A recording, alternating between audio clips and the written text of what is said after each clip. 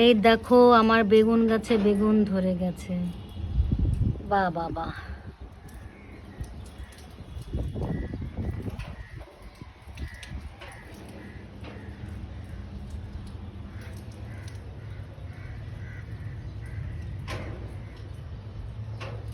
দুইটা গাছ, অবশ্য আমি অনেকগুলো লাগাইছিলাম।